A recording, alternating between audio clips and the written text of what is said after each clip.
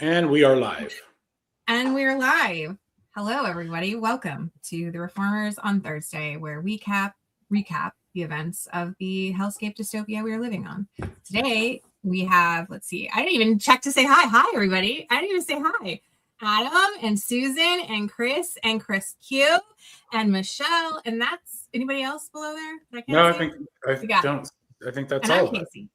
And we're going to talk about a few things tonight, but we're going to narrow our focus because we felt like it was more important to really hone in on some of the details here and give you some calls to action so that we can make more of an impact. So we're going to start with Epstein because somehow, and I don't know how, but there have been more developments since we met last Thursday. Like, this is what happens every week. We meet and then we're like, wait a minute, is it possible that this many things happened in 1 week? And it is, and it always is. So we're going to talk about that. We're also going to get to the election concerns, especially with the FBI raid in Fulton County, Tulsi Gabbard. Why the hell was she there? We're going to talk about that. And then also we're going to talk about what's happening with ICE and how that's connected. So, but we're going to start off with Epstein. So stay with us until the end, or if you want to come back, because we're going to talk about all of that today. And if you haven't been with us before, what we do is we do show some media as we talk. So we show videos, we highlight some news stories. So the first thing we're going to do is show a video. And I think one thing that's really important to talk about is how the victims have really been harmed by the way this was released. You know, I'm going to play this video and you'll see what I mean. Release some of their images as well.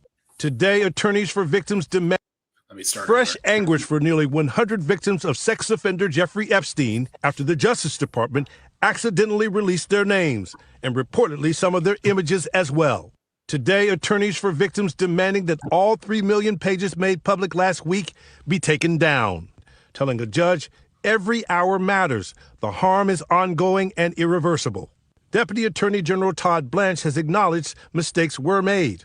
Every time we hear from a victim or their lawyer that they believe that their name was not properly redacted, we immediately rectify that. But previously anonymous victims said, I just want to mention Todd Blanche. No one should pay him any attention because he was Donald Trump's personal attorney.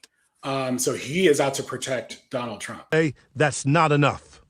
I have never come forward, wrote one woman, identified as Jane Doe. This is devastating to my life. Please, I'm begging you to delete my name. Tonight, fellow survivors like Danny Binsky speaking out. For survivors who have never, ever come forward, this is heartbreaking. And the New York Times reporting that DOJ published dozens of nude images of young women or possibly teenagers before taking them down when they were alerted. The latest DOJ release, which officials say is the last one, included hundreds of mentions of President Trump, most of them in newspaper articles. Trump and Epstein were friends in the 1990s. When Epstein was arrested in 2019, Trump said they'd had a falling out and hadn't spoken in 15 years. They released 3 million pages. It's like this is all they're supposed to be doing. And frankly, the DOJ, I think, should just say, we have other things to do.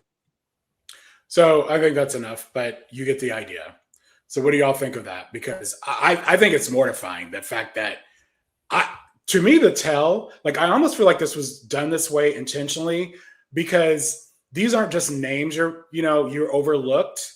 And I want to say too, when they released this 3 million documents or 3.5 million documents, they made a point to say we redacted all of the women's names because we didn't want to take a chance.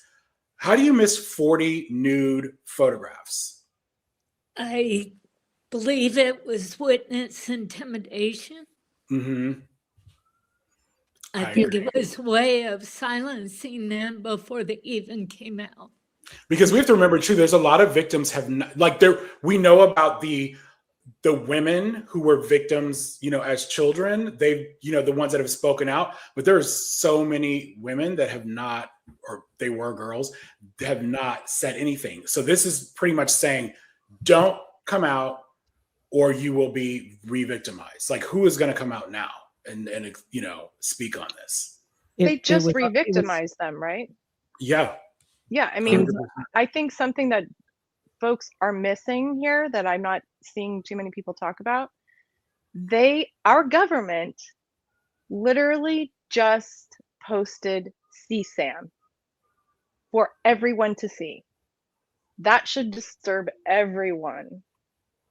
Like, how do you miss that? You don't. It feels so intentional, Chris. I agree with you 100%. It does. It really does. And they claimed that they weren't going to do that, and that was exactly what they were going to withhold. They said that they wouldn't show that. They said that they were withholding death, physical injury, and abuse, and they made a big deal about that. And so we thought, hey, all of these redactions are in the name of the victims. And then we see an email, which, by the way, at the end of the live, a lot of us are going to post threads on our socials. So if you want to follow us there, we're going to post some of the documents that don't read really well on screen here. So for instance, this email that I'm talking about, where it's asking for a recommendation from Jeffrey Epstein as to where he would send his victims, like what gynecologist would he send his victims to. He's like, hey, the person's like, hey, who would you send your victim? Like, what was the name of the gynecologist you send your victims to? And Epstein's like, what, New York? That's not a victim. Like, right? Like that's probably somebody in power that they're protecting. And that's what we're seeing over and over and over are they willingly release names and identities and identifying factors about victims, right? Like there was no real effort to protect victims in this, but there is still an effort to protect the people in power who are benefiting from it. And that's the consistent theme here, is protecting people in power, not the children, not the victims. That wasn't the focus of this. They were complying because they were asked to comply, but they didn't fully comply. And they didn't comply in a way that was accessible for people. They complied in a chaotic way by dumping all of these files in an effort to obscure a lot of the identities of people, in an effort to confuse people. And it's to me, like Michelle said, re-victimizing the people that were also, I want to mention too, like a lot of these rich and powerful men, they use the excuse, oh, I didn't know. I didn't know who he was. Like, there's emails in the Epstein files between Elon Musk and Epstein arranging his, a visit to his private island, what do they call it? Rape Island or something like that. This was after, like this email was dated after Epstein's arrest and after his plea deal. Like he had already served time. So everyone knew who he was at that point. There were a number of prominent figures. I think Lutnick may also have been one of them that emailed after Epstein was convicted. So yeah, they knew, and frankly, they just didn't care because they were too rich and powerful to bother. But wait, Casey, did you say that we're going to be doing threads? I didn't know there was homework. Oh, no. I'm sorry. I said a thread. I meant like a thread as in a post with multiple things after the live. So like whether you're on Blue Sky or Twitter or Threads or wherever you live on the internet, if you have documents that didn't really play well visually here, but you want to post somewhere else, people can go like, this is my post live thread that lives on Blue Sky or Twitter or wherever you can find us on the internet, basically. Well, there goes my joke. Thanks. Sorry. Oh man, was that supposed to be a joke? The autism is heavy here. Okay, like the literal is just there all the time. I think it's important to point out the international nature of this too. You have Keir Starmer could very well lose being Prime Minister of the UK because of this. Because of him lying about his knowledge of the ambassador to the United States. You have the Prime Minister of Poland coming out and saying that he is very concerned that not only about the victims and everything, but with the ties to Russian intelligence. And obviously that is a huge thing for them, given their geographical location and Putin's proclivities of late. This was an international sex trafficking ring. I mean, no doubt. If you read through the Epstein documents, there's no doubt this was an international sex trafficking ring. And I remember posting with the first drop, which, what was that, 3% of the files or 1% of the files, there was a young girl who was living in the UK that was sexually abused, raped there, and then was flown to Florida for the same process, the same situation. And the fact that you have Donald Tusk, the Prime Minister of Poland, giving a news conference where he describes it as, he literally used the words, "It is a honeypot," that you have them acknowledging the fact that this was explicitly to gain intelligence and to use it for blackmail. I think that though, Chris Q, you brought out a very underrated aspect of this. There was at least one email that I saw between Epstein and the Russians indicating that he was going to speak to Lavrov, I think it was. So how much of this, you remember back to the investigation that the Republicans tried to significantly discredit back in 2016 of the British ex-intelligence officer, whose name I forget. We talked about compromise that the Russians had on Trump. Well, maybe through Epstein, they do. Who knows? And the more and more comes out, the more, I think, just laughable it is that the guards were asleep and the cameras were off. Oh, yeah. I wonder if we'll ever really get definitive proof. There's a lot of conspiracies about it, but it just doesn't seem. If it walks like a duck and quacks like a duck.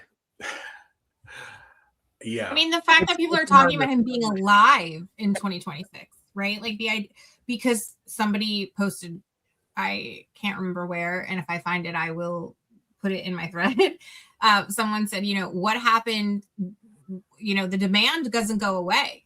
So who stepped in here after he's gone? This is a network of people who felt entitled to prey on children. What most people don't know is that this was Ghislaine Maxwell and her father, with his kind of media empire in the UK, that she kind of took over the family business there after he passed away. Again, under suspicious circumstances, where he fell off his boat in 1991 and drowned. And this is what he was doing, was theft, crimes, blackmail, So this goes back a long way and has tendrils that go everywhere.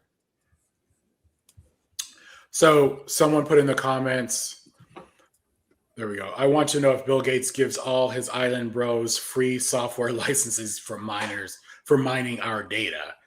I mean, I don't know. I never used to think much about Bill Gates being a bad, awful person, until this. And now we're finding there's so many rich and powerful men who are, I don't know what you want to say, but disgusting. This is a claim, which I find it believable, and you'll hear why. Epstein claimed Bill Gates caught STD from sex with a Russian girl, and he slipped Melinda antibiotics in latest files released by DOJ. I want to queue up for you guys, if I can find it, an interview from the vault with Melinda Gates. I made that clear to him.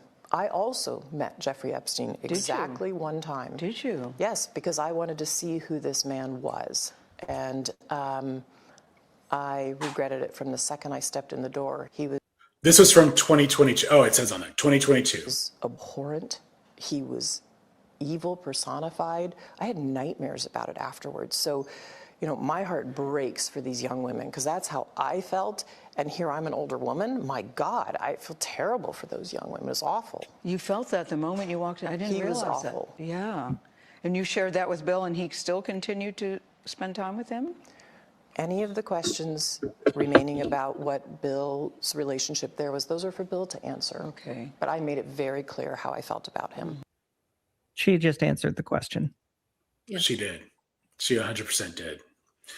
And this is why she got extra money from the divorce. Yeah. And I'm sure there's a lot of stories like that. I mean, could you imagine finding out your husband was hanging out with Epstein? And I don't have photos for this, but if you look through the photos from Epstein Island, you could not spend time there and not know that there were young girls as part of the equation, like children. Some of the artwork in Epstein's homes, they were depicting little girls in bikinis with no like breasts or anything. It looked like a child. First of all, what artist would paint something like that? And then he had this in his home. There were photos of his victims. It's almost like he wanted to trophy room. Yeah, it was really sadistic shit. Like, in around his properties. So if you spent time at his properties, I mean, if I was over at your house and I saw, pictures of young girls, paintings, photographs, there's one in Epstein's office on Epstein Island with Bannon, where there is a girl passed out, like partially on the sofa. Her legs were not on the sofa. And this is framed on his desk. And Bannon is sitting across from Epstein. Like, how you definitely knew. I don't. Well, there was. Go ahead, Casey. It just really briefly, I have the hardest time that you're trying to tell me that these are some of the most powerful, most accomplished people in the world, like some of the most like supposedly intelligent people on the planet, and none of them knew. Like, you're running multinational corporations and you don't know that this is happening. Like the most obvious context clues in the history of context clues, and you're just like, I don't know, just a little baby, I don't know what's going on. I'm tired of this. Like, you are culpable at this point. Like, you in the bare minimum knew something shady was going on. It involved women, it involved young girls. That's enough for me. Send them all to jail. As you were, Susan, what did you have to say? I say they all knew. I say that they were a group of older men that had a little secret handshake and had channels of wealth, and it blows my mind that Epstein had a brother in this, which I didn't know about till today. I don't know if you guys have heard. I believe his name is Mark Epstein.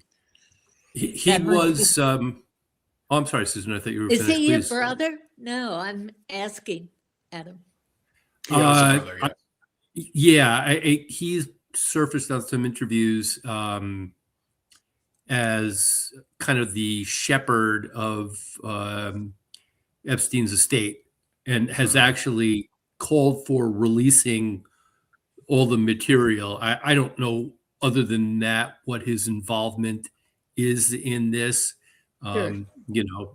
I'm not a person that really particularly believes in guilt by association, because I've had too many clients that have had bad parents, siblings, whatever. But it's kind of hard to think that he wasn't aware of this. But I also did want to say, Casey, haven't we long been debunked? Hasn't the idea that the people that run multinational companies are intelligent been debunked? I mean, we've seen Elon Musk, before he started participating in Twitter, was regarded as a genius. Elon Musk is a genius. Well, they regard themselves that way, which is my point. They right? certainly do. You can't look at me and claim to be this, right? Like, I agree with you. And I, by the way, also feel like intelligence, there's various forms of it, right? Like, so Absolutely. Just because you run a corporation doesn't mean you're intelligent, but they think that's what it means. And so you can't look at me in the face and say you're that smart. You're capable of running this company, and also you missed all of these very obvious clues that it was like a child sex trafficking ring. No, you can't do that to me. No. I'm with you. I'm with you on that. I just don't think that. But that's what I mean, right? Like, it's like, you're right. That's a great point, Yeah. Adam, because it's true. Yeah, these guys. I mean, we know that they're accomplished. I will say that, and some of them are. I mean, I will say that Bill Gates is incredibly intelligent. that doesn't mean that he's not a complete sleazebag. Which No, and apparently I he saw is. a post. I saw a post today that was really upsetting, and it was essentially listing some of the people that were mentioned over and over and over that we now understand have affiliation, like Deepak Chopra, Stephen Hawking, and like all these people, and saying, these are people who in their respective spaces advocated oftentimes for marginalized groups or things like mental health or whatever. And so here are these people who are doing good in the world, but also behind the scenes doing this terrible evil. And the juxtaposition of that is upsetting. And the fact that people don't care about women. And that's like very evident in the way that they live their lives. And they were saying that was a heartbreaking revelation to realize that you can't even trust the people who look like they're doing good and are maybe even doing good. And I would argue that that's been the problem with the American system of government from day one, right? Because you look back to the founders who were very accomplished men doing very awesome things, but also enslaving people and forcing children to have sex with them and have their own children, and then also enslave those children. And then we have to somehow build monuments to them because they did these great things, but they're also doing terrible things. And here we are in 2026 living it all over again. And how many days has this been in the news where they've dropped like actual evidence out there that like would normally call someone to a court, right? To have to account for it, to have to defend themselves and say, yes, I did, or no, I didn't. And has anybody been brought up on any charges? Like, is anybody being called to account for it? And that's what's really, I think, one of the most, well, first of all, to your point about, enslaved, that's what this feels like. Like when you are reading these stories, when you're reading these court reports and filing documents, it felt like these young girls were property of these men and they were not regarded as human. And it's so disturbing. I mean, this is not something we as regular folk on social are used to reading. And it can be very, it's very disturbing and very, I don't know if depressing is the right word, but just very like, you need to take a break sometimes. I think a lot of us have posted about this. And when you're doing the research for your post, it's just like, wow. Like I posted on something recently where, how can I say this without being, he liked fresh meat. This was literally in writing, and no N-words. Do not bring any N-words to the island. So it's just this, and this is like, I don't think they would find that. I was shocked. I think this is regular talk. This is just how they regard these girls. It's that entitlement. It really is. They believe, they know societally it's not acceptable. Like they know that society doesn't think that it's okay, which is why they've hidden it away. But privately, they believe these things and they feel entitled to these things. And that subjugation is a part of their network. Like they all subscribe to that belief and they all feel entitled to that. And that's why they've been protecting one another, because none of them feel like this is wrong.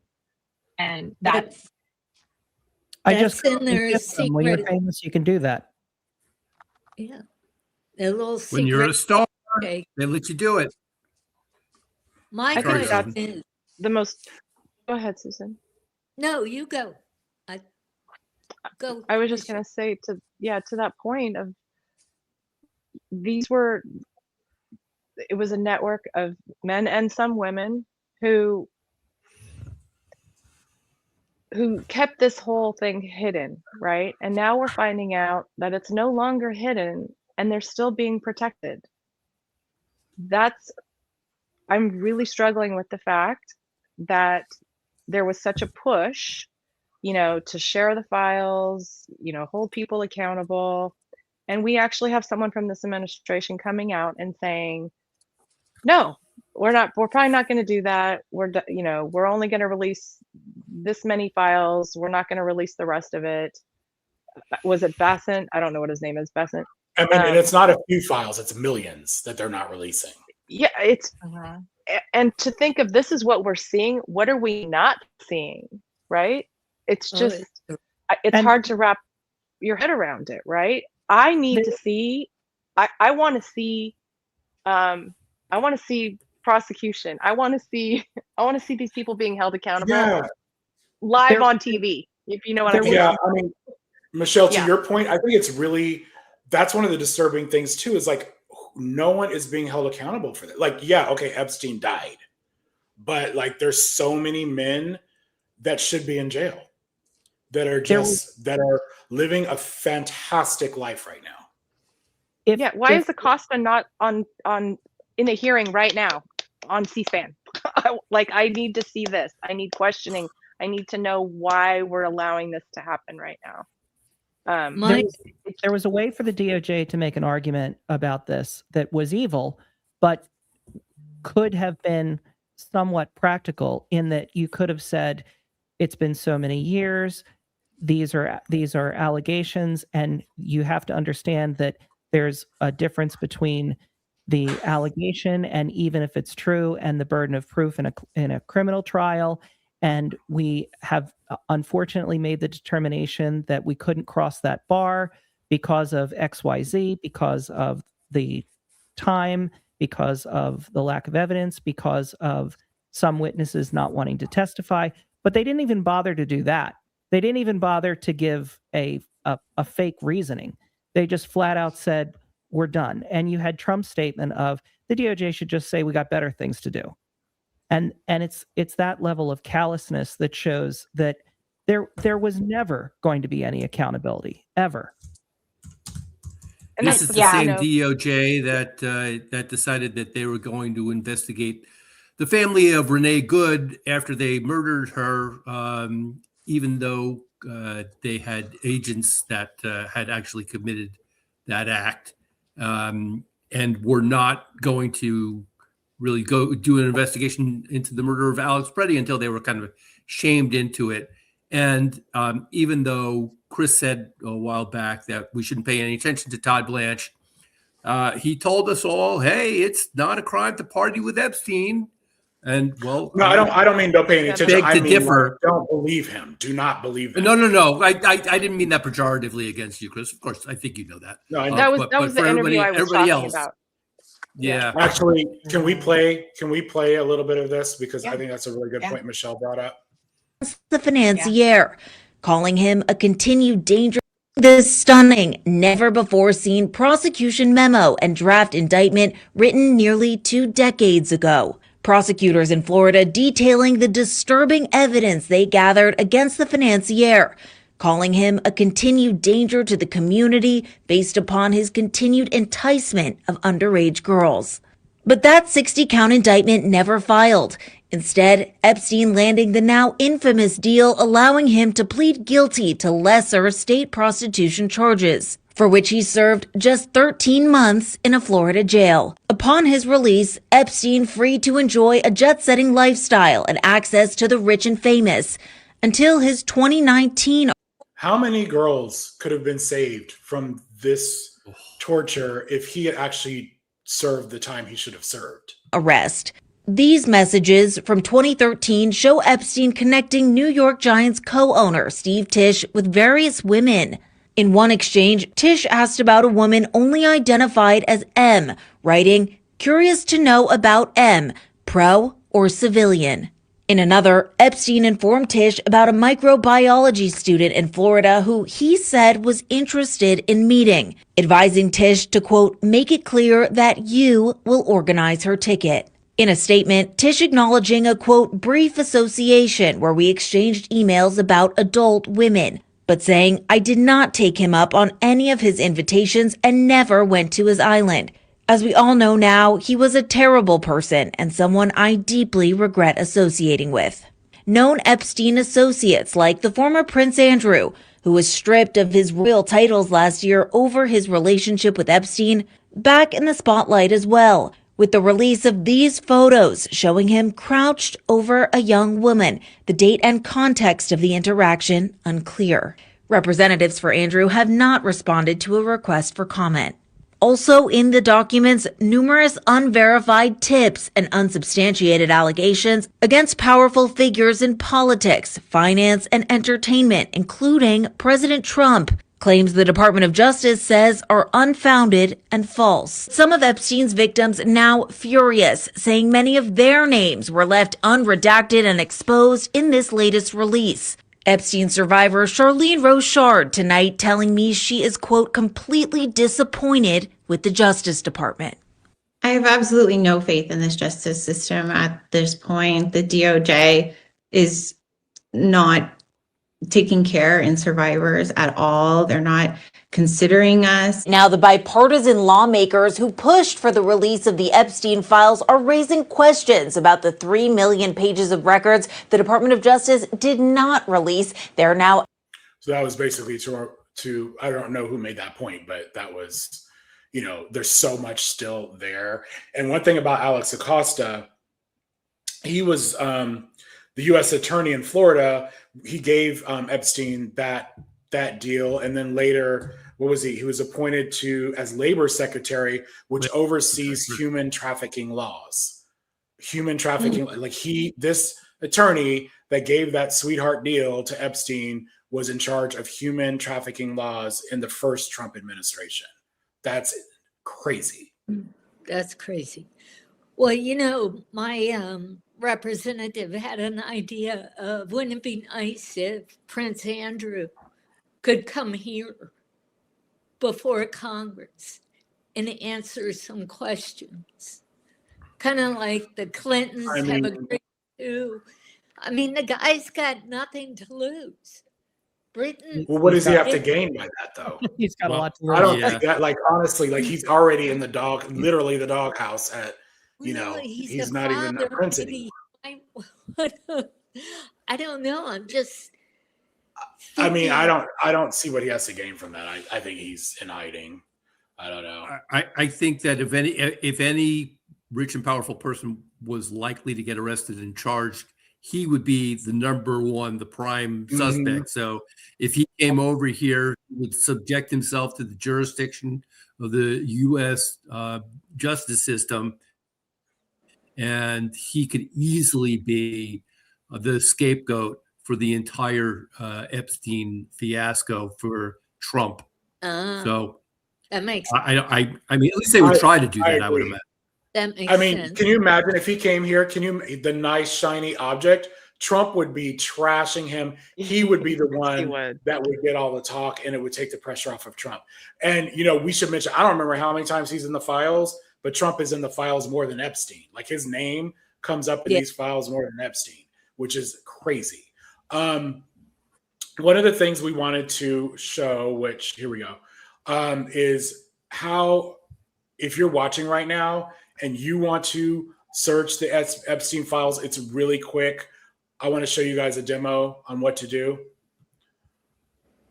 Yeah, ECB ST6 claims that they're not in the files. Maybe we should search and find out.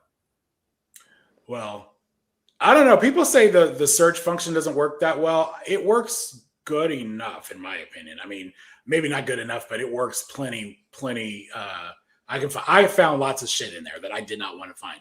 So basically, to me, the simplest way, if you're just a regular user, and the point of this is to encourage you to look for yourselves. When you see a claim, you can look for yourself. You can post about it, because our media, they're just kind of talking around the edges here. They're not really telling us how bad this is. Sometimes it's for obvious reasons. They can't say certain things on prime time, I guess, but this is pretty easy to find out. So just Google Epstein Files database. Then you click departmentofjustice.gov, and it's going to take you to a verification page. You just have to say yes, that you are 18 years or older. And then you're going to scroll down. So you have to scroll down. Do not make the mistake. There's a little search bar. Oh, it doesn't come up on this page. You want to see search full Epstein library. Then you can type in. Now, I typed in Jay-Z because at one point there was a lot of chatter on here. He's in the files, and apparently he lost 1 million followers on Instagram, and Beyonce too. So I looked. So I'm using him as an example. Let me say real quick here. Go ahead. Just real quick. the patience is part of the key here, right? Because sometimes, like, to the people who are saying it's not easy or intuitive or whatever, sometimes you may have to play around with the spelling or like how things look. But just think of millennials and Gen X LimeWire days, right? Like, you could find the file. It's probably there somewhere. You just have to like search a couple different terms. So don't give up the first time, right? Like, just, you can find your song there somewhere. It's probably there. So just as Chris is explaining that, keep that in mind. Yeah. So it populates and you see these are links, the blue are links. And then it has a little like summary underneath, I guess you could call it. A lot of this is repetitive because a lot of the things repeat throughout the files. So you'll see, so a lot of this with Jay-Z, there's not really, I found that there was no reals there. There was one file that a girl woke up in the presence of Jay-Z and someone else. And the way it was written, I was like, I don't know about that. Most of these are grouping him with other entertainers at a party scene, but not necessarily at Epstein Island or at any of his properties. It was just in these documents. So that's just an example. So you see it populating, and you can click on any one of these, and you usually, like, I click on a few to see like what's happening here. And this shows you, like, once you click on it, that's the document you get. And this is part of the disorganization people were talking about. Sorry. What's that? Sorry. This is the disorganization that people were talking about earlier, you know, like that they were mentioning. This, like when you were saying there's some duplicates and things like that. That's part of it. They knew they were doing that, right? This is, like I said, I told Chris earlier, either they intentionally did this or they intentionally hired people that were so inept because they could only find inept Trump supporters.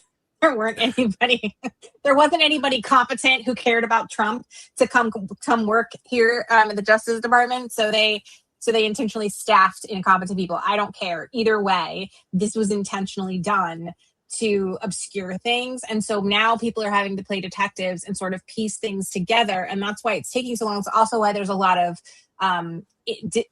there's a lot of stuff that can't necessarily be proven right away as being AI or manufactured or whatever, because you have to kind of follow this trail here. And it's hard to say, yeah, it's definitely not in there, because sometimes you have to search for a while, right? It's just not easy. It's not accessible in that way. It's there. A lot of the claims are there. You just have to look for them, like Chris is showing you. But at the same time, it's not in an easy, accessible way that's so organized, that's intuitive, that's quick to get, I guess. It's not searchable in a way that's easy to refute some of the rumors, and the Republicans are relying on that, right? Because then they can say, oh, a lot of this is manufactured, or like they just want anything that's going to deflect from the people they've been protecting. It's a 3 million piece jigsaw puzzle, because it's not it's not like it's organized in, here are all the documents that would go to this allegation or this charge or this case. It's just completely haphazard. Yeah, they needed. If you have duplicates here, how many of these 3.5 million files are really 3.5 million files or pages if they're redundant? Right. So just to finish the demo, so you always have to go back to the age verification. Like, if once you leave, go back, you have to verify your age again. And then again, you type in the search. I typed in Trump. And this is just to show you there's tons of Trump pages here. One of the things, you guys, that really stood out to me in a really shocking and disturbing way was how many people in academia showed up in these files, in this drop. And, you know, I don't know how closely people follow, but there's actually gentlemen that are still, I'm not going to name names because I don't want to get in trouble, but these gentlemen are still professors. These gentlemen are still working with the public. These gentlemen have access to patients, to people. So I hope, as a mom, you know, with kids in college, check and make sure your kids' professors aren't on that list, because there are a few that really were. It was shocking to me anyway. So I don't know if it is for everyone, but it was to me. It's absolutely shocking, and it's disturbing. I mean, some things are like what I just showed you here. I intentionally did not want to have anything disturbing just for the purpose of that demo, but it's not hard. It is not hard to find. I didn't find it hard to find disturbing, jarring things. Yeah. I miss the days when a scandal, like, you could have like had a three-way and that would have ruined your career forever, right? Like, there was a time, a whisper that you'd had some kind of scandal, and I mean that could have been like topless photos or something, right? We're talking about Cheating. some of the like this, right? Cheating, yeah.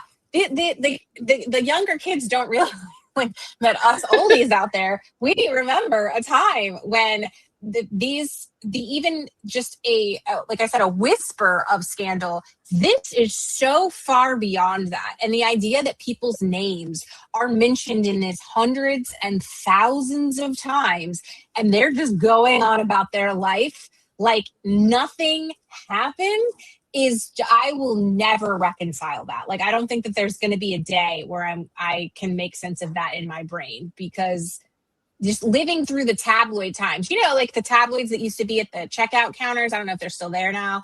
I shop online, but you don't go have ahead, to go to the tabloid times. It's like, how long did we have to look at the blue dress on TV? That's right. Like, for weeks. Come on, God, y'all. Susan. Yes. Stop with the pearl clutching. I mean, it's not like it's not like they were, I don't know, wearing a tan suit. Come on. I mean, just wow. I'll bring this up absolutely every single time, right versus left. Al Franken took one questionable, funny photo, and that ended his career. Yes. Thank you. And then we see this. We are not the same. And to that, by the way, we would have, if he had been just investigating, like even just in an investigation, right? Like, just having an investigation was really what was called for, and that it was just like full resignation, right? Like, it was like, don't pass go, like, don't stop. And we aren't, I mean, I am suggesting we just throw them in jail right away. That I am, but like most people aren't, right? And the system is saying you should go through due process, even though the Republicans don't remember what that is. We do, and we're willing to do that. But it's just the shock of the fact that where there's smoke, there's some fire. Like, this isn't just like a little tiny, campfire. This is a full-on brush fire, and they're just acting like they can't smell the smoke. And I am just not okay with it. People I put this up just to highlight the fact that when was this? This was July 2025. And these were influencers that were invited to the White House. This was after Pam Bondi said, "Oh, I have the files on my desk," which, Who's the guy in the cowboy hat? Oh, I don't remember who this is. It is, I maybe could tell you. Which one is DC Drano? DC Drano is... I think that's the guy on the far left. Okay. No, that's Rogan O'Hanley, I believe. Oh. Okay. No, you're right. You're right. He's DC. That's the same thing as DC. Okay. Okay. Yeah. But anyway, so they were given binders and they were so excited. Like, this is what I have a hard time reconciling. Like, we all just talked about how horrible this experience was for these girls and how it's a lifetime of, trauma and how us reading it is traumatic. Like, we're having to take breaks because it's hard to read it now. And here are people who made huge claims on their podcasts, on TikTok and everything. Oh, the Epstein files are real. We're going to take them down. It was all in the vein of taking down a Democratic cabal. Okay. And they looked at these binders and realized this is shit that's already public. These weren't even the files. This was nothing new. And then they got pissed. Because they wanted the salacious goods for their followers, for their viewers. None of us are having fun with this shit. but the stories need to be told. They need to be told properly. They need to protect the girls who are, and I also want to make this point. A lot of people get upset when creators use the word women, and I've used the word women myself. I want to explain the way I use it is in the current state of these survivors. They are women now, but when I talk about what they experienced and when they experienced, they are girls. I'm not saying everybody does it that way. What's that? They were children, yes.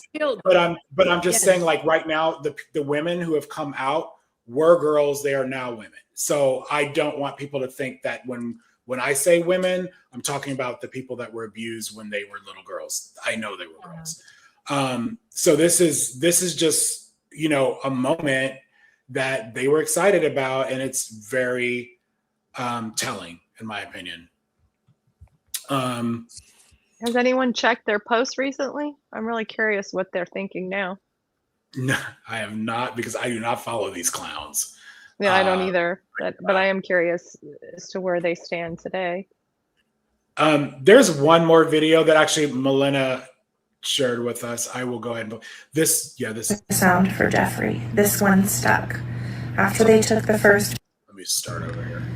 Tomorrow is the halfway ultrasound for Jeffrey. This one stuck. After they took the first baby who survived and the early miscarriage, I think it was called, I no longer feel like a person, but a vessel. Will they take this one too? Who has the first one? Where did Jelaine go? She's never around. I can't let myself get attached. I'm not old or mature enough or even in the place to have a baby that I would be responsible for.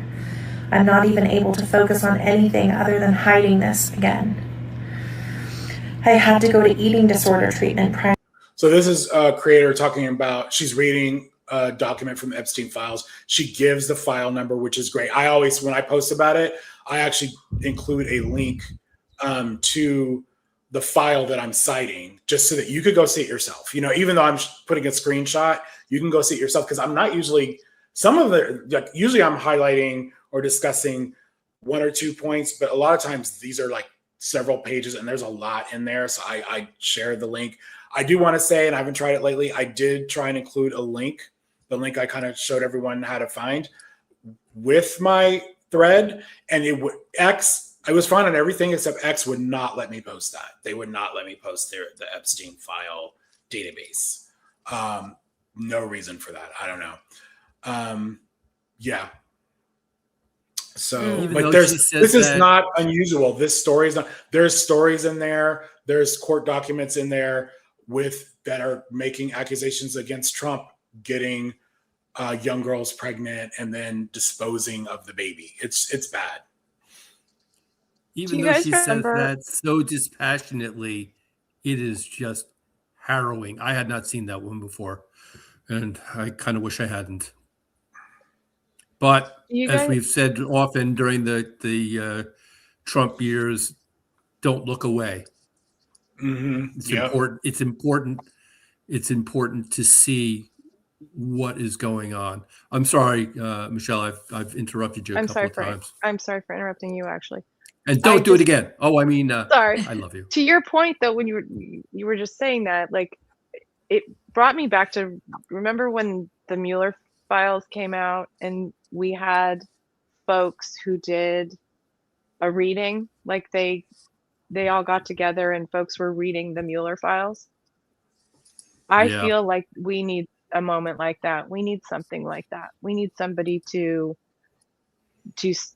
speak these words out loud, because there's so many things going around and so many different creators and so many, and they're all doing a great job, but it's so hard to, you're just scrolling through and you're seeing just all these different things. And it would be nice, if nice is probably not the correct word, but I think it would be helpful, important, if we had somebody, if we had somebody putting this in some kind of order and speaking those words, because folks see this file or whatever and some people will look at it, but people need to hear it. These are human beings who were destroyed by these men, by these folks, photos, I feel the photos that have come out can be dangerous and very harmful to the victims. I feel like the victims' voices need to be heard. Does anybody know if those photos were removed, like all of them? Do we know? I haven't heard that. I know there were folks that had called the DOJ and tried to contact the DOJ and asked them to remove them. So I do know that there were a couple that were removed, but I don't know if all of them have been removed. Okay, I haven't heard either. That's what I was asking. Okay, so our next topic, election security, if you want to call it that. So we know Tulsi Gabbard. First of all, I think it was yesterday was the first time I had heard that she did a so we know she went to Georgia. We're gonna have a little short video on that. But yesterday was the first day I heard that she did this pretty much the same thing in Puerto Rico. So how many other, elections have they seized documents, voter rolls and all that in Puerto Rico? That's news.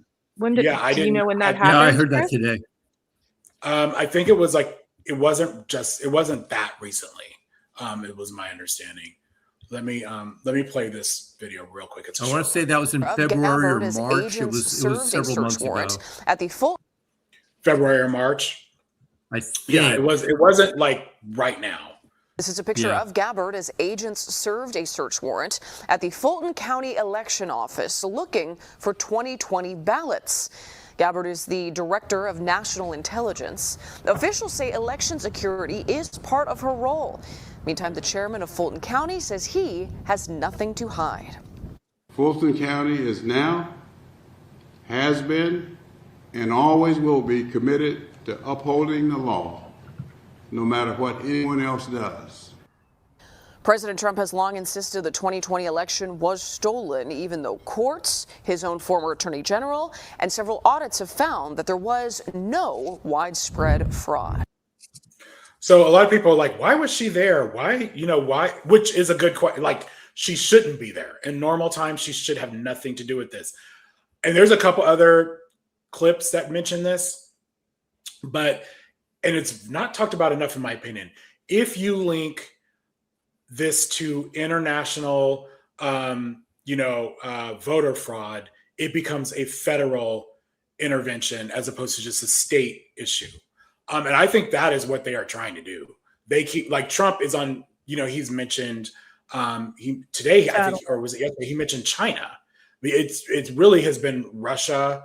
I think even Italy was brought up. They are grasping at straws to make it seem like another country is interfering in our election so they can take over the election process. Yep. Initially, he claimed that Hugo Chavez had used satellites to flip votes, not realizing that he had died years earlier. So, I mean, we know where they're going with this. This is a list of what they, seized, or it was in the warrant, actually, for Georgia. So, I mean, that's crazy. None of this can be ever trusted again. Like, you cannot trust any of this data or information from Georgia again, because the custody chain has been broken and they took everything. And I don't remember her title, but there was an interview with a woman. God, I wish I could remember her title. But she said that they don't even have a complete record of what was taken, like exactly what was taken. And she wanted to take photos of the boxes that they were taking, and they wouldn't allow her to take photos to have a record.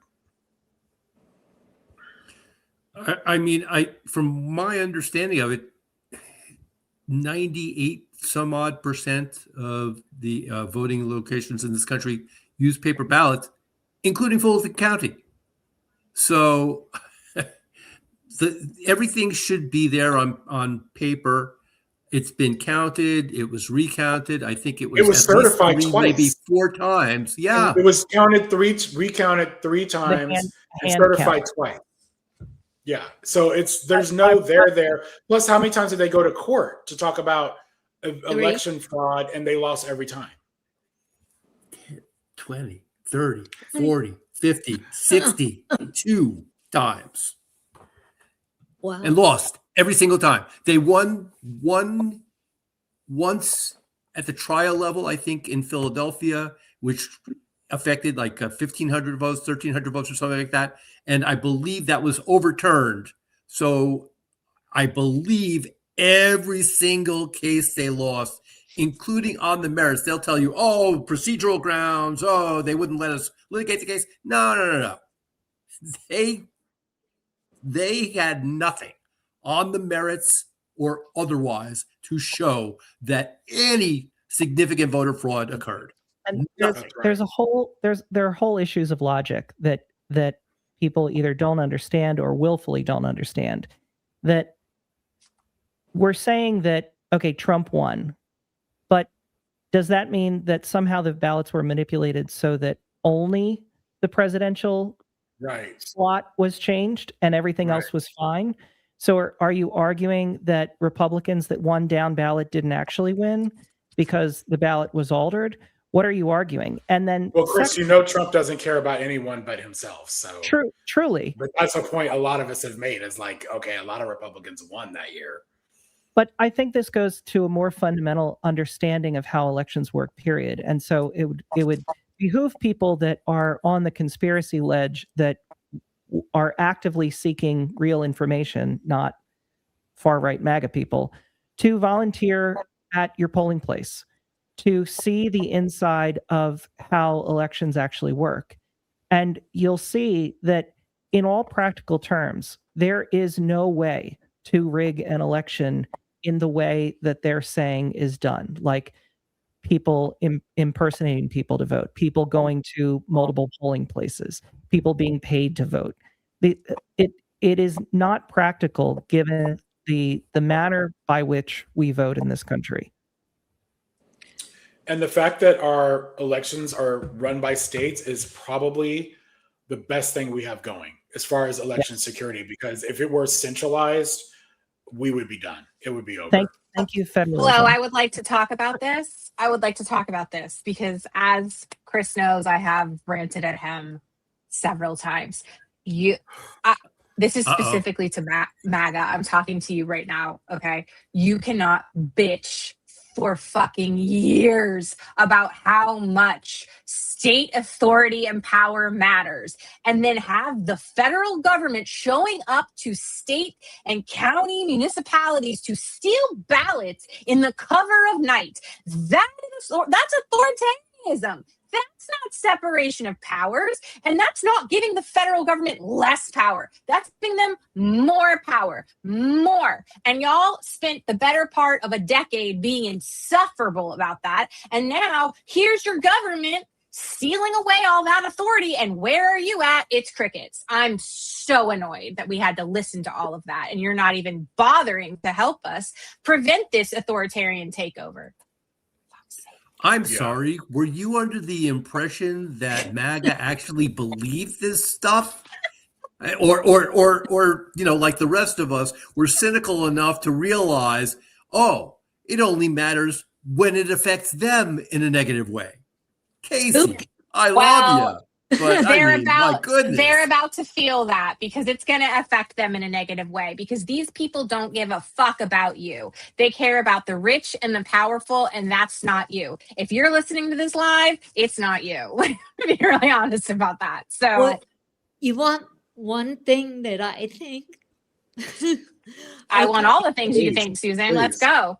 But my brain is very cynical, but I have connected the ICE raids, the ICE things, with what's coming up with election time. Oh, you're nailing it, Susan. Put that Bannon image back up, Chris. They will put an end to the election, because right now Donald Trump is like a caged animal. He is that horse that you've got in the stall that is throwing a fit and you don't want to be around. I swear it's all connected. Sorry. Oh, yeah. So absolutely. You know what? Let's watch this little clip here to your point, Susan. ICE surround the polls come November. We're not going to sit here and allow you to steal the country again. And you can whine and cry and throw your toys out of the pram all you want, but we will never again allow an election to be stolen. But let's put you on notice again. ICE is going to be around the polls in the 2026 midterm elections. Okay, and then one more here. Let's listen to this one. Some areas in our country that are extremely corrupt. They have very corrupt elections. Take a look at Detroit. Take a look at Philadelphia. Take a look at Atlanta. All blue states, all of them. I mean, cities, blue cities. He doesn't mention Mississippi, that during an off-year election in Jackson, Mississippi, which is predominantly black, where they changed the polling place 2 hours before and people were showing up and had to drive, 20 miles to a new polling place because they changed it. That's tampering with an election. In elections. Now, Chris, if we need to anything- put in federal controls as opposed to state controls, remember this, they're really an agent. They're really accumulating the votes for who wins an election. If they can't do it honestly and it can't be done properly and timely, then something else has to happen. So if you're stupid, you hear this and you think, man, he's talking real tough. I totally believe that shit. It's insane. It's really this is one of, and I'm going to tell you, if I'm gone tomorrow, it's because the blood pressure has taken me out, and this is what the final thing that did it. So they've been telling you this entire time what they're going to do, right? They have never been secret. They published a whole fucking book about it. It's called Project 2025. Maybe you've read it. We're like halfway through it. And so now they've been talking about this for a while, right? They've been trying to undercut election integrity for so long so that, as Chris said before and others said in the panel, you can't trust election results. Well, now they've gone into Fulton County and taken away ballots so that they can claim election in 2020 was stolen. And now the states can't run the elections because they don't know what they're doing, but we can run the elections. We know what we're doing, right? And so they're making the case for that step by step by step. And so people on the internet are trying desperately to make sure that people like you and me aren't afraid because, the law exists, right? I'm here to tell you that's true. That's true. The Constitution prevents the federal government. Like, it's not their job, right? In the same way that they're not supposed to be fucking with education, right? Like, that's supposed to be primarily the state's job. There's a lot of things that are enumerated and not that belong to the states in terms of responsibilities. This administration stands to honor that. I think that they're telling you that, and they won't answer when you ask them very specifically about it, and they start talking about nationalizing elections. It's in his Truth Social rants, right? It's when he is, I don't know, he only has so many good is a stretch. He only has so many cognitively,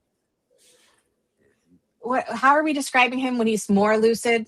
I don't know what we're calling that. But like he goes off the rails. Right.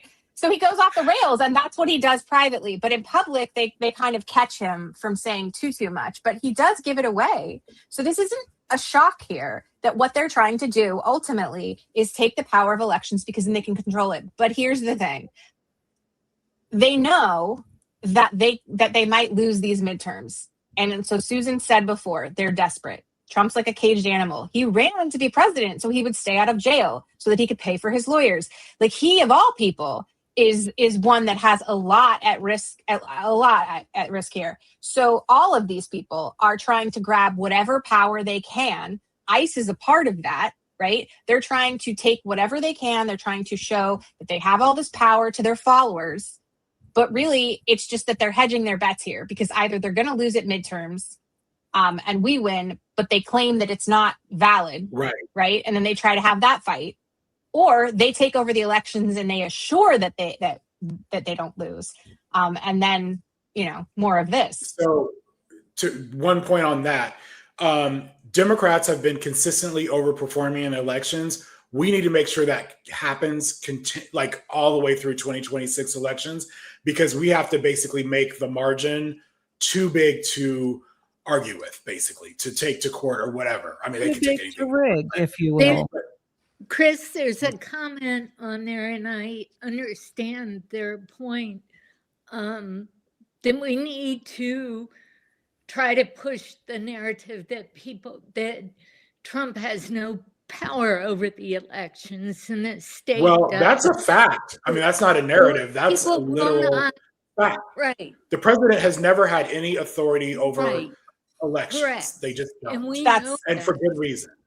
We know that, and okay. that's accurate. But I want to, before we, just to answer Yeah, Susan go on that, and also Greg, that's really true, and we should be saying that, but we should also be saying that in tangent with, but we recognize this administration does not respect this Constitution. So what we're going to have to do is empower people locally to make sure that we protect our elections, right? And so we're all going to have to take some ownership in that. We're going to have to volunteer to be poll workers. We're going to have to create networks where we figure out how we make it safe for our neighbors to vote, and we make sure that they know that we're making it safe for them to vote, right? So this is going to be a lot of coalition building on our parts that we're going to have to do. And we will talk more about that at the end in the call to action. And we'll talk more about that in the ensuing weeks. But Susan's correct. And so is Greg. And we should definitely be doing that. And we should be combining it so that we empower people to know that we can stop this, right? Now, bear with me. And let's go ahead, Adam. Go ahead. I would also, thanks, Chris. I would also suggest that if you are in a safe place, in a safe district, that you vote early and you go someplace where they could use your help. I'm in New York. I live in Westchester County, north of New York City. In 2020, I went down to South Carolina, and the vein thought that Harrison might have a chance to unseat Lindsey Graham. That didn't come close. And then I went to Erie County, Pennsylvania, good 6+ hour drive there to help in 2024. So you go where you are needed if you can. I like that. And I think that's point, awesome, right? Adam. That's a really great point. And that should be a part of what we do in our networking, is connecting with these local districts to figure out like where the communities are that need that kind of protecting, where, like, if ICE is planning to go there, where they're planning to go, so that we can roadmap that out in advance. I think that's such a really good point, Adam. So I just want our viewers to see the rest of this, because there's a couple of other important points here. What does he consider fair? I mean, the president has not considered any election that he has been a part of to be fair, nor in 2018. In one instance, he called for the Arizona Senate race to have a redo. In 2022, of course, he had suggested that there was a rigging of elections when his series of candidates lost statewide races. And let's be clear, just this week, he suggested that he won the state of Minnesota 3 times. He lost Minnesota all 3 times. Either federal agents, ICE agents, or even the military should be sent into polling locations this November. But again, that would be a violation of federal law unless it were to be determined that the president would be protecting the United States against enemies. Did you clock that? In our country. Did you clock that he said unless it was determined that the president was protecting the United States against, he should have said foreign enemies? This is where he gets power over elections, if they can make this, stick. So, and I've heard this very briefly on a couple of experts have said it, but it's not nearly getting enough attention. This is the reason why our director of national intelligence is doing this. This is why Trump keeps putting it out there that we have to protect the United States. This is why he keeps putting out there, oh, it's China, it's, Italy, for fuck's sake, whatever. These are important details, and this is not to be taken lightly, in my opinion. I think it's being repeated too much. And they're telling you, and what they've done historically is, and Adam can weigh in on this because he's our resident expert, but they've used the law, right? They've used legal means sometimes legal means to broaden their power. And this is what people have done, like, for the history of our country, because the Congress can't make all the laws, right? Supreme Court, like the judicial branch, helps fill in some of those gaps. And so what do? It's like they take legal means, they hire lawyers, they exploit the law in this immoral and unethical way to gain more power and usurp more power. This is what they've done from the beginning. What was Very much so. What was the first thing that the president called Renee Good? Who was a terrorist, right? A terrorist. Right. A domestic terrorist. That's what he's going to call That's what we are going to be. That's right, Susan. He already directed the FBI to arrest some alleged person because a person that allegedly was a member of Antifa today, because they allegedly made threats against federal agents and was speaking out. I didn't see the full news of that story, but it was somebody, I believe, in Minnesota. Well, I'm not pearl clutching either, Adam. One thing that I've seen about trying to rig the election is the idea that there aren't enough ICE agents, like Bannon is saying, to station at every single polling place. And I think that's just completely misunderstanding what's going to happen. You don't need every polling place. You need strategic There it polling. is. And you need just enough intimidation. And we have a blueprint for this. It is the Jim Crow South.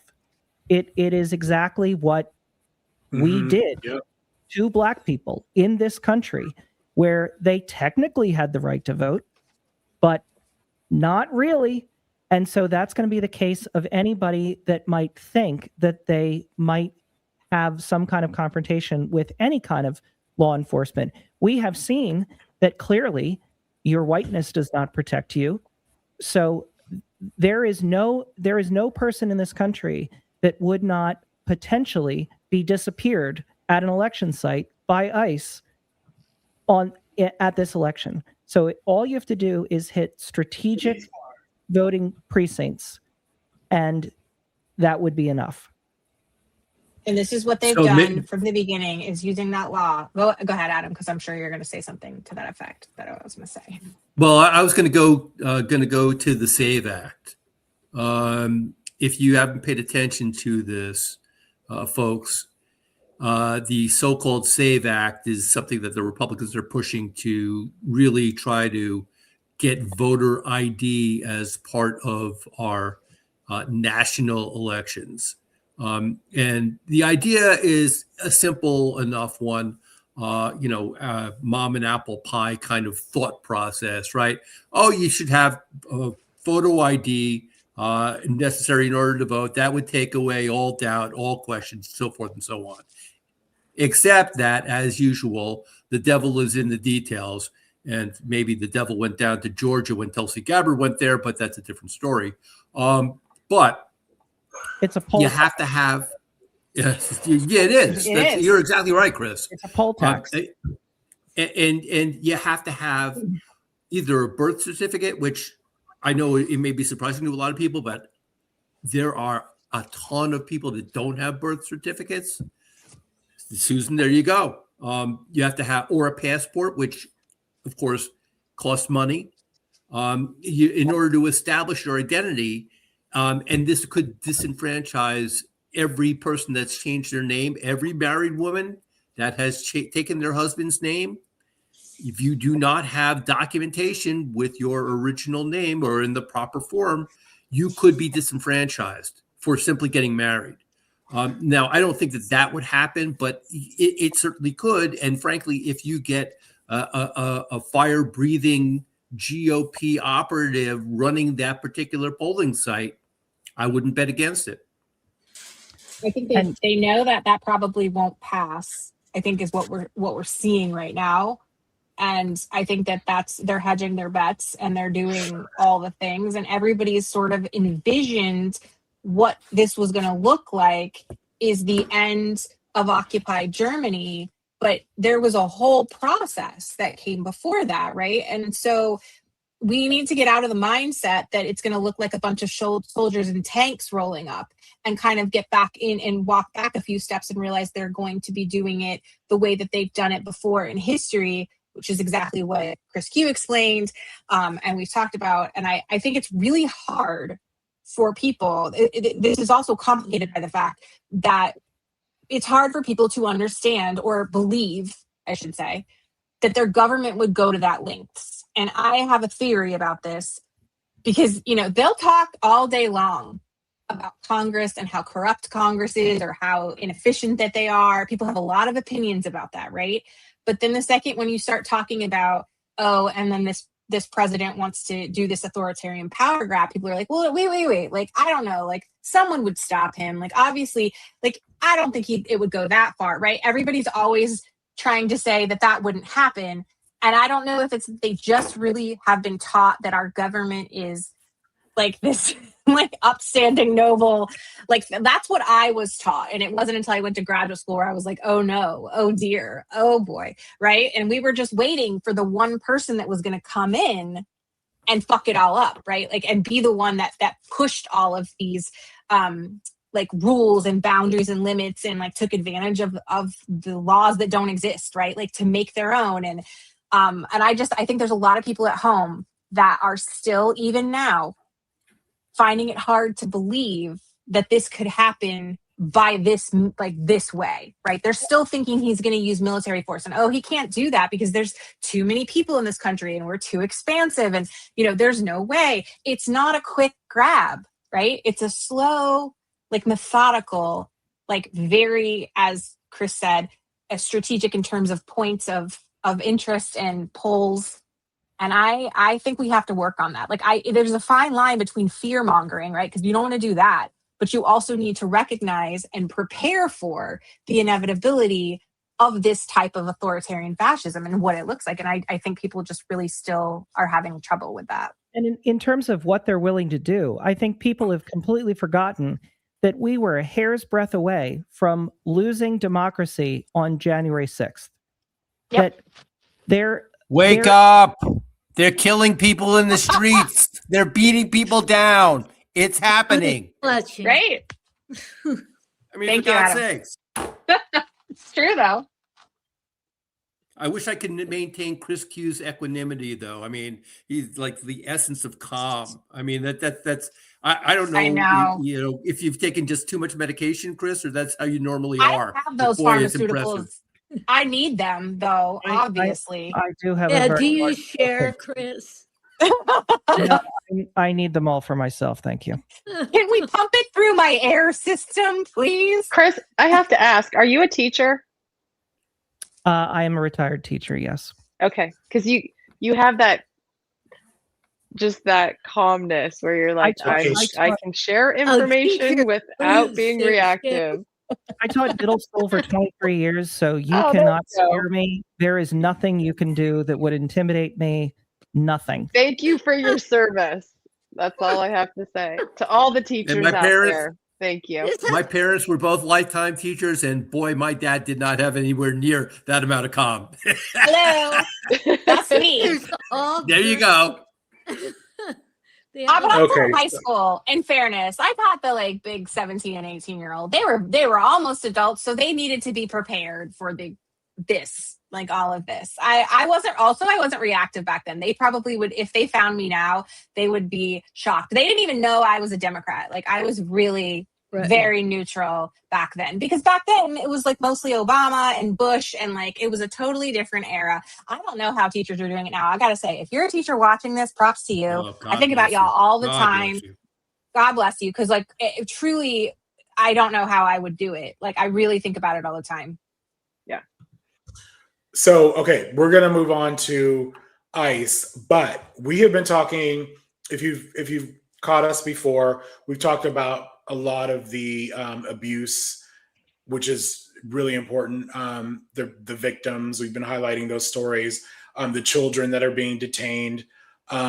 Tonight, since we've been talking about election security, that is a violation of our election rights, what they're trying to do, right? Our voting rights. I think we should talk about ICE and what they're planning on doing. Like Steve Bannon is basically saying, we're going to have problems voting because ICE is going to be there to intimidate you. I want to share this video with y'all. To record. Exactly. Yeah. That's what we're doing. Yeah. Why are you taking my information down? Because we have a nice little database. Oh, good. And now you're considered a domestic terrorist. Did you clock that? So this is why a lot of ICE are using their cell phones. They have a database. They're trying to capture your images to feed into this database. So we are living in a surveillance state. And I think this is, and I've said this a bunch of times in my posts and on lives, these are Trump's secret police. And I think we need to start thinking of them like that. Like they want to, we are seeing so many abuses, like physical abuses, because they want us to see that. They want us to be afraid. And now they're building, like they're getting our data. You can also link to what Elon Musk was doing with Doge. They have our, our social security numbers, our financial data, all that kind of stuff. Continue. So is there, in fact, a database? This administration has explicitly said they're basically creating one. Tom Homan went on Fox News this month and said so. Although Homeland Security has denied there is a database for, quote, domestic terrorists out there. But what is undeniable right now is that Trump's massive funding increase created unprecedented surveillance capabilities for ICE. And here's just a piece of how all of this works. So let's say you hear about ICE activity in your area and you want to go out and protest, which, by the way, is your constitutional right. If you drive there, automatic license plate readers can photograph your car and run it through a database of more than 20 billion scans. In seconds, they know where you live, where you work, everywhere your car has been in the last 30 days. Like it appears they did with observer and U.S. citizen Judith Levy in Minnesota. Agents took photos of her license plates. Then, according to NPR News, a masked agent later walked up to her passenger window and said, "Hello, Judith. How are you today?" ICE, the same agency that allows its agents to wear masks, has access to new apps like Mobile Fortify. This is terrifying. I don't know if y'all caught that part, but he knew her name from just the photograph and probably her license plate. This is where we're at right now. Which allow agents to immediately take your biometric scan of your face. They can even scan your fingerprints with just a picture. They don't need to even physically touch you. And then I've researched that. I don't know if that's 100% true with the fingerprints. Like, I don't think you can get a really solid accurate fingerprint with a photo. Let's say you want to upload your protest video to social media while you're out there. ICE has plans to hire nearly 30 contractors for round-the-clock, 24/7 social media monitoring. Of course, it's not like there's any shortage of content, posters, mugshots, and videos made by ICE and DHS going out there on social media. And then there's companies like Meta, which just began halting Facebook, Instagram, and Threads users from sharing a database that claimed to attempt to contain thousands of names and photos of ICE agents, saying it violates their privacy rules. Surveillance, unmasking, it all seems to be a one-way street right now. What do y'all think about that? I'm incredibly to Canada. in the Democrats' position, given the budget, that their starting point was a list of 10 reasonable demands, when their starting point should have been ICE gets defunded right this second, and then we can negotiate from there. But 100%. where they started leaves no middle ground. It is everything we've been saying, that we have a problem with the Democrats for absolutely everything else. They start from a point of contrition, that they leave themselves nowhere to negotiate. And so we are going to hit a government shutdown that is going to turn public opinion against the Democrats, because it's going to be, well, they folded before, they're just going to fold again. And so now they're shutting the government down for what? And people are going to, it's very smart of John Thune to be against splitting the ICE budget from the rest of DHS, because that means that airplane rides are going to be affected, because airport security and everything is going to be affected. That is going to hit normal people, and they are being incredibly strategic about it. And the Democratic leadership in Congress is being naive at best. Thank you, Chris. I couldn't have said it better myself. It's true. And we say it every week, and people, great job. I want to stress this really hard, because a lot of people get very protective and precious about the Democratic leadership. And I understand the reason, because obviously they're under assault as well from this fascist takeover. I get it. But we need to remember that as voters, we have a lot of power. And if we empower them, then they can in turn represent us the way that we want to be represented. And there are a few people that are pretty stubborn right now, right? And Schumer is one of those people. And I'll let Chris talk about this, but I want to say to this point, it's not bad to provide feedback that as a voter, this is not what you want. Like, you don't want them to start from this place of contrition. Like, you want them to ask for the maximum. I want you to get everything. This is what I want. Like, go tell them that. I don't want any of this. Right. And I think if you focus on what you as a voter want to protect you and your family, and it's not a personal attack on somebody necessarily, you can say that they're not doing the job you want them to do. That's not the same thing as saying that they look ugly, right? That's not the same thing. So they're big grown adults. You can be critical of them in terms of them not representing your interests. That's okay. And now you will know why that you want to feel that way in a minute, because Chris is going to tell you about what Schumer has done today. Oh my God. I mean, I don't know if you all saw this. The only good thing I can say about this is, like, Democrats in the Senate are upset with Schumer and they want him to go. That is nice to hear. However, it's done in private. They're doing this stuff they're saying this stuff behind the scenes. The reformers, one of the original things we got together and decided, like, Schumer is not meeting the moment. In fact, he's horrible. He is horrible for the Senate. He's horrible for everything Democrats hold dear. And he lives in an old world of politics, is what I was saying, right? Like, it's an old, back in the days where they would smoke in their jackets, like in a room having like a whiskey after they all fought on the floor of the Senate. They'd go back and be friends. We're not in that bipartisan era of politics now. We are actively fighting fascism, and we at home feel the effect, but he doesn't. And it's really, I gotta say, I'm pissed because you keep hearing these things behind the scenes. Like, they're upset with Schumer. They won't, support him in the future. Where are you now? Somebody needs to step up. One of these senators needs to be brave and step up. I feel like they're testing the waters. You don't think that they're testing the water? They're trying to see how much public support they're going to have. It's I agree. Clear that public support. Who supports Schumer right now? Who? And when you're talking the public. And then the allies that are also allies of Republicans. That's who supports Schumer right now, right? The people who are benefiting from this fascist government that are allies of Republicans that are also his allies. They share allies at this point. But I feel like most people and most Democrats don't. I mean, the fact that he was talking today about, like, well, maybe there are some instances where ICE can wear masks. Like that. Why? Yeah, no. That is so unnecessary. Don't do that. That's bad. So just real quick, I want to make this quick point. I feel sorry for Hakeem Jeffries because he has to deal with Schumer. Like, Schumer is supposed to be his partner. Horrible situation. We are screwed. Like, until Schumer, even if we win 2026, even if we take over the Senate, honestly, that'll be worse if Schumer is still the leader. Yes. They need someone to step up, because honestly, at some point, Schumer is basically helping Republicans. He really is. And so I put that up there just kind of as a reminder that Hakeem Jeffries has to deal with this shit too.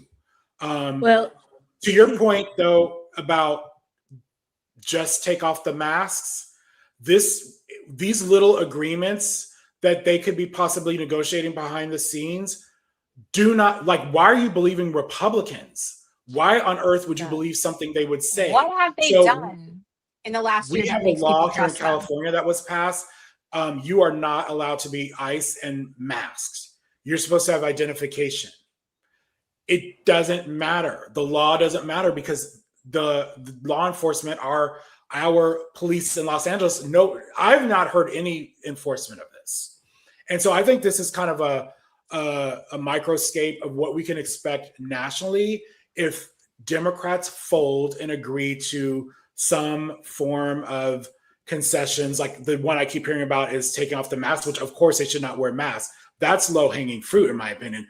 But who's going to enforce it? You've seen what the Trump administration's been doing. They do it anyway. You saw what just happened in Minneapolis. Tom Homan came in there talking some bullshit about, okay, we're withdrawing ICE and we're going to they're not making changes. They're not going to do it. They're going to stick with Trump's mission. That is it. They're- So any they're taking Democrat power who is from the elected state and government. believing this shit, Yeah. go away. Just go away. Hey, Stay silent. Remember that time when the Senate said that they were gonna go ahead and vote for a reconciliation bill because they were gonna talk about saving our health The care in ACA? a few Yes. weeks? Like, The Democrats that come got on, hoodwinked. guys. And we Yeah. all Tim knew that was Kaine, I'm like Let's talking be to bullshit. you, real. Tim Kaine. Oh, I have a graphic somewhere for that. I just, Well, this I'm is I'm at the point with Schumer and all of it, like, enough, like, stop giving them, don't give them anything. Stop it. nothing. Stop it. Nothing. And the, I'm the a I'm block over this. traffic at this point. I need you to vote against everything you can. I need you to resist everything you can. Start from like pretend that they're trying to overthrow our government because they are. Like act like that. Ugh. the Hey, major didn't they project. just confirmed another nominee yesterday of Trump? Oh, God. Yeah. Don't tell. God, I Don't get missed me that. started. Duh. I missed I that. missed that too. Well, as soon as Chris brought up Schumer's name, the comments lit up. So, I mean, people are upset. Oh, for I goodness just sake. know. I know that most people feel that way, Susan. I Yeah. know that you're right.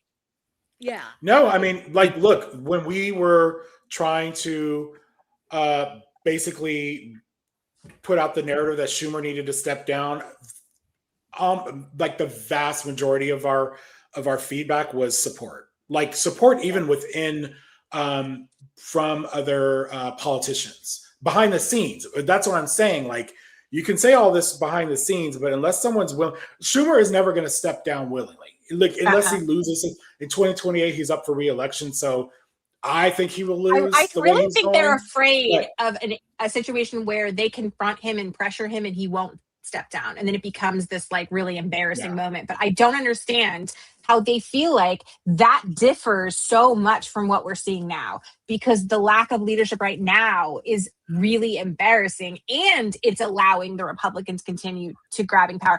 If we went through some sort of thing where Schumer didn't want to step down, that would be short-lived. It would be like a week of embarrassment, but then we'd have someone that would actually step up and start fighting. And then we could kind of reclaim some of the authority and the power and prevent them from taking any more of the state power away. I don't see how we're going to do anything if we can't unify behind that and be responsive to the voters. And even the most moderate of Democrats at this point are like, this administration's gone too far. They're taking too many of our liberties away. This is like the Greenland thing is embarrassing. Like, right? Everything is a problem. Nothing is better. Our economy is worse. Our safety and security is worse. We have less rights. We have less liberty. Like, what's going well? Nothing. Like, we needed a Democratic Party that's going to fight back. And Schumer's not the guy. He's not for the moment. He's for politics circa 100 years ago. He's a he says one thing. 1990s moderate Democrat in a 2026 progressive Democrat world. You're right. He says one thing and literally the next day votes the opposite. Like that's what he does.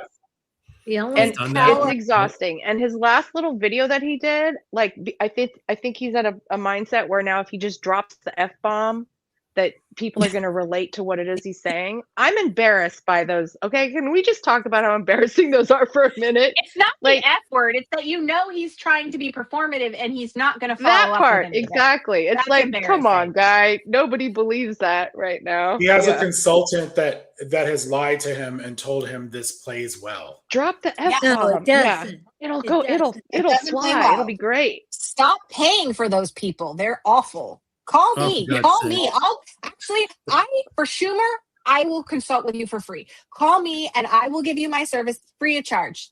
Free of charge. He's free. I'm going to charge you up the wazoo, but I'll tell you the same thing Well, Casey no, will. I'm going to tell him for free that he needs to get the fuck out of that office and let somebody else get in. Like that's really as far as my analysis goes. So We have the power. Get paid, Casey. Get paid. it's true. Teacher mindset. Sorry. The only power we have is in our vote. We also have our voice. We are on, every one of us on this live, and then our viewers are on social media. And One thing you can do, everybody can do. I know most of us do this, but a lot of people out there, you can be a fact checker. Like that is one thing you can do on your own. And all this matters because there's so much disinformation out there. Be a fact checker. You take it upon yourself to, if you see some bullshit that some Republicans putting out, Google it, go to your AI, whatever, your chat GPT, research it, and put out a post and share that. Because I don't know what the statistic is off the top of my head, but most people get their news on social media. And if you look at mainstream media, they're not giving us the full story. They are not. They're still trying to be, both sides and all that bullshit. Like we need. And Chris, it's up what to I'm us. starting to see are Dems posting things that aren't necessarily true. And Dems are kind of now, I'm seeing a lot of folks fighting on social media, and it's wild. Yes. It's I mean, I feel someone like put "do not trust AI," so I want to talk about that. do not. I think in general that is true, but if you do it right, you can fact check on more than one AI. It saves you time. We have time, right? Like we're busy people, and then make sure you get the source. You're not just like, oh, AI, I'm going to go with it. Get the source from AI.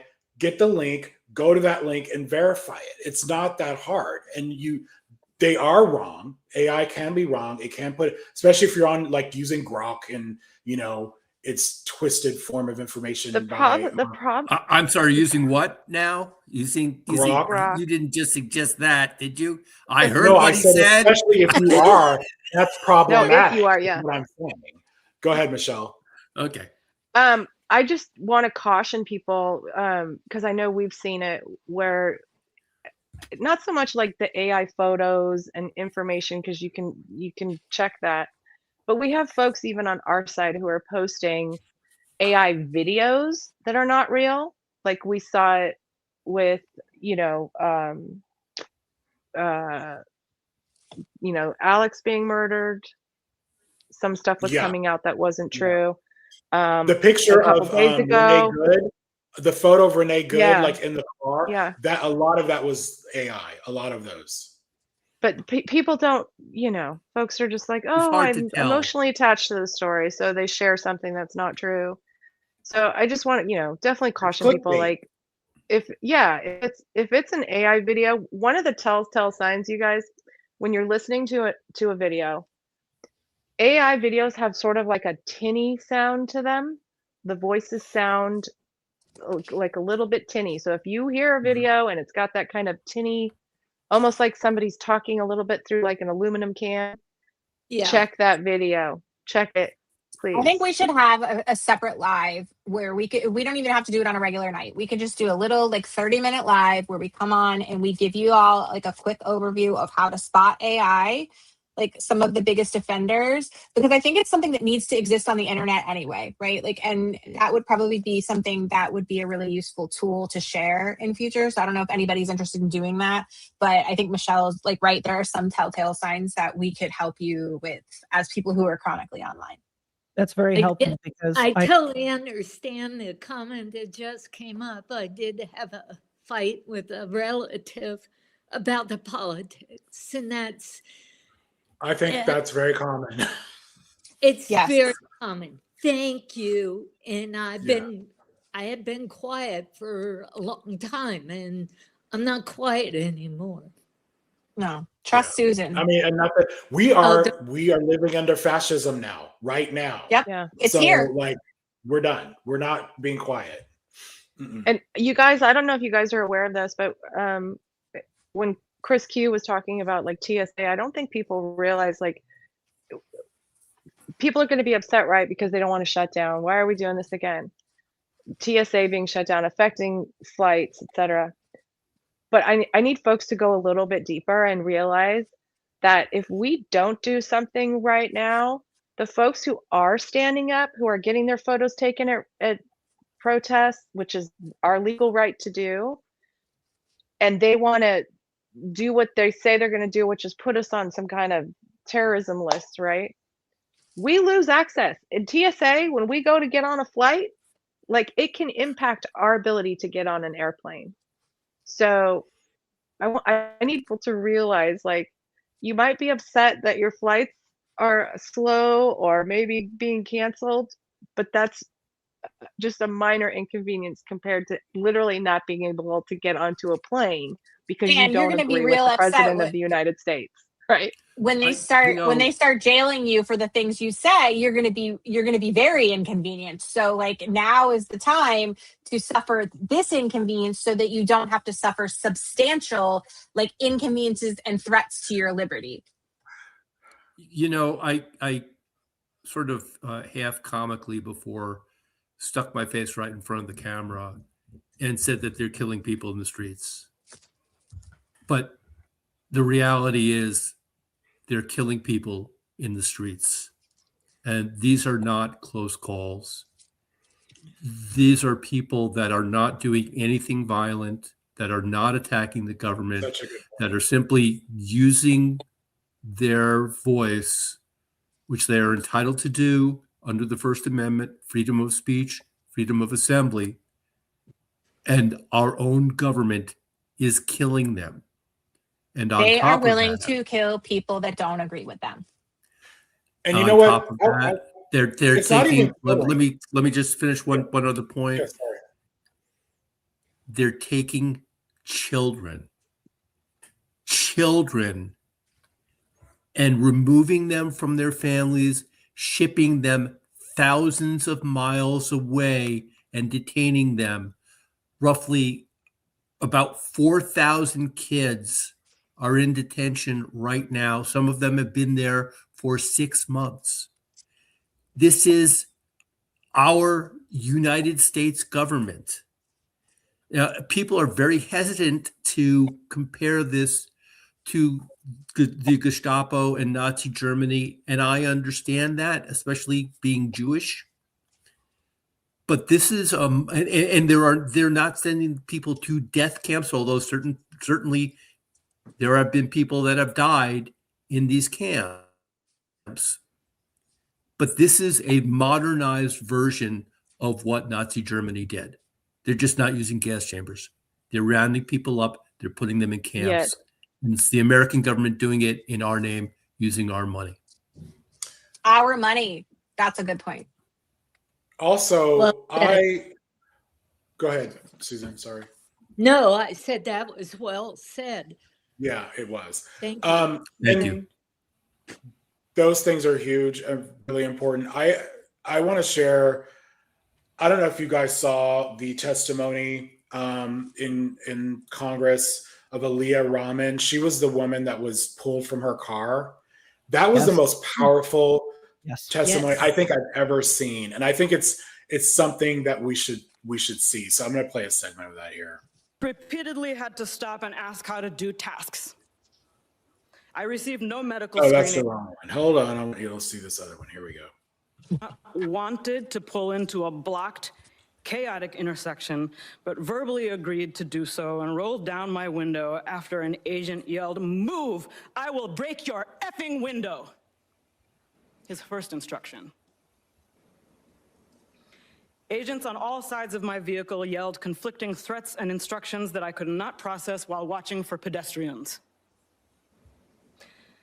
Then the glass of the passenger side window flew across my face.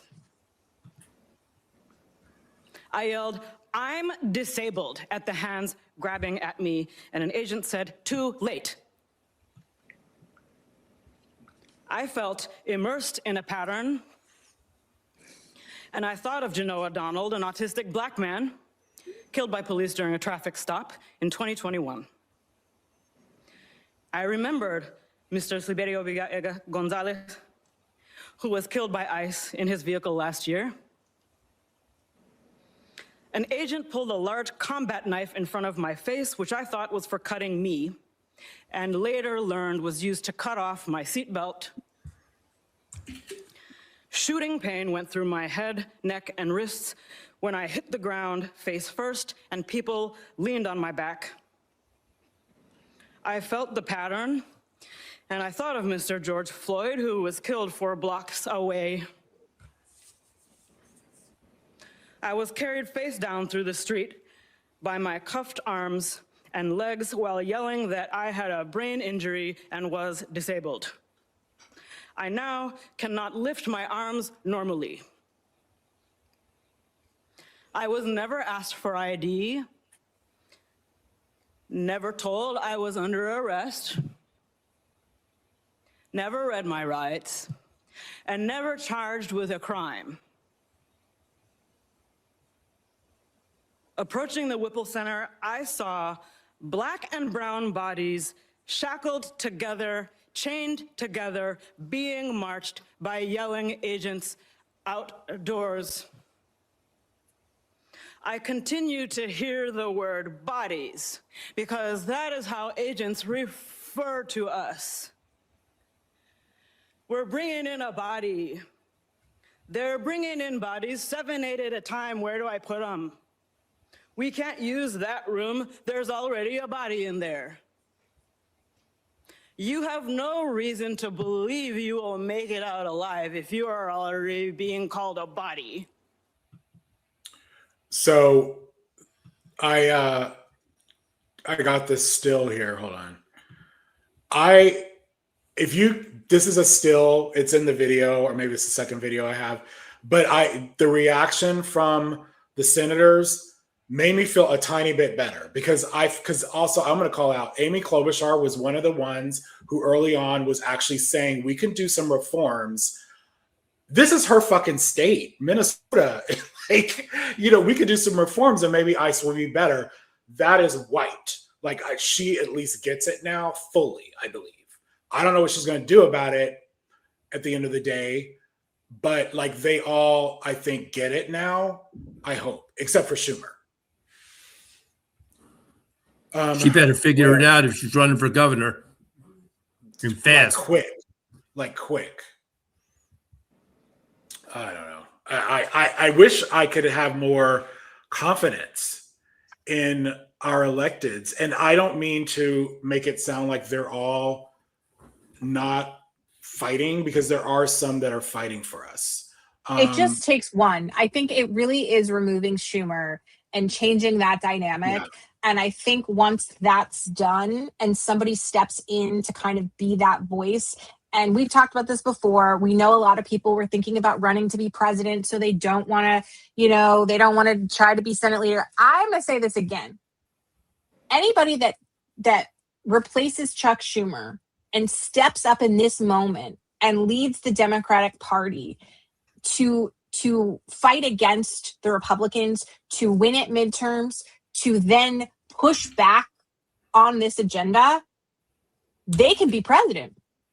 Because that's what people are looking for. They don't want the person that wins. Right. The person that wins in 2028, I'm going to tell you right now, a lot of people are like, I'm not voting for anybody that's not replicating Nuremberg. I'm not voting for somebody that's not going to put these people away. Like, I'm not voting for somebody that's not going to undo what these people have done and make them pay for it. So the Democrats, the voters, the U.S. citizens want to make sure this never happens again, right? The people of this country are protected. That is going to take a certain kind of leader. And I think that the beginning of that is who replaces Schumer. And that person can work with Hakeem Jeffries, and together in unison, Congress can take back some of the power that they've lost in the eyes of the people, because they keep backing down because they're following this kind of one person or a couple people right up here that have power. And if those people are displaced, I really do think they can take that momentum and do something with it. I believe it, but they need a leader. I want to mention also, this hearing was not like, we don't need bipartisan with this shit, because this hearing, Republicans weren't there. They did not show up. And they should have been there for this. So, when Democrats are like, oh, we need Republicans to be, no, do not help Republicans with any of this shit. None. No bipartisan. I don't want to hear that. And like, to Casey, to your point, you can't be bipartisan with people that would wear KKK robes. You can't be bipartisan with Nazis. Like, you can't be bipartisan with those people. Would you be a bipartisan with like, who's the most famous serial killer? Somebody? Dahmer. Anybody? John Wayne Gacy. Thank you. Are you going to be bipartisan with John Wayne Gacy? No, you're not. So stop it. Like, why are you being bipartisan with people who want to take power away from the people and use it to give to people who are in human trafficking network taking advantage of children. Why? Stop. As we look to potential candidates for 2028, I would like to point out my governor, Josh Shapiro. We in Philadelphia, we have a very liberal district attorney, Larry Krasner, who was a defense attorney, and he was very forceful in saying that ICE agents that break the law will be prosecuted by his office, and referred to the ICE agents' tactics as those of Nazis.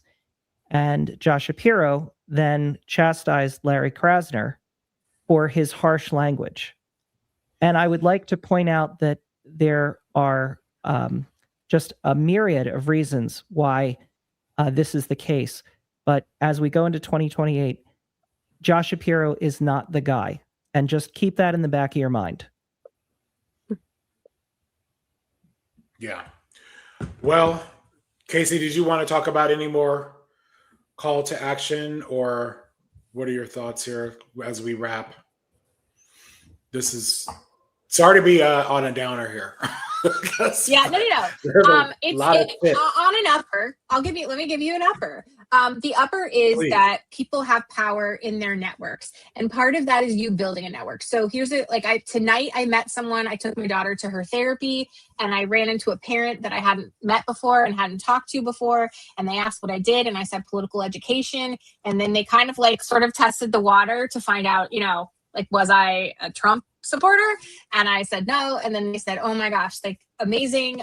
We are raging liberals. We are trying to become more political. Is there any way I could message you and try to get some resources? And I was like, amazing, let's do that. And also, can I message you? Because you live in a different part of the state than I do. And I would love to connect and find out what's going on in your neighborhood. And we talked a little bit more, and we talked about how a lot of this revolution is going to be won in text messages and direct messages with people in your family and sharing what's going on and how you're getting involved. And so we talked about volunteering to be poll workers and doing all the things that we could do to help our communities. And this person was like, listen, my wife's not normally politically active, but we're called to action now. So people are prepared to be political at this point. They just need to know they have a network. And so that's you. That's everybody at home connecting with people and creating those networks. And we're going to try to help facilitate that. But I just want to end on that note to tell you, you have to start sharing this information you're seeing online with your friends and family. Don't assume that they know. Send one headline from the day, right? Something that bothers you personally so that they're staying plugged in. And then when you volunteer to do something or you call your representatives, encourage them to do the same. And by the way, keep calling your representatives, because the more they hear from us, the more they can tell Republicans, sorry, but our voters said we have to do this, right? Hold them accountable too. And the good thing is that we've seen the roadmap, right? In, I think, every single election since Trump got elected in 2024, Democrats have either won or significantly overperformed, probably the most in that recent Texas election where Remit, I think his name was, flipped that state Senate seat by a 30-point swing. I mean, it's actually growing and getting stronger. But, big but, it isn't just going to happen. We have to make it happen. We've got to go out every day and do this stuff. We got to work at this every day because it's that important. It literally is going to save our democracy if we put in the work. I'm in. Well, thanks everyone. Thank you. Another great live. We will see everyone again next Thursday. And I hope you got a lot out of this. I sure did. At least we got to vent. And thanks to all the viewers for your comments. Yes, absolutely. Yeah. Thank you, everybody, for watching. Yes. Thank you.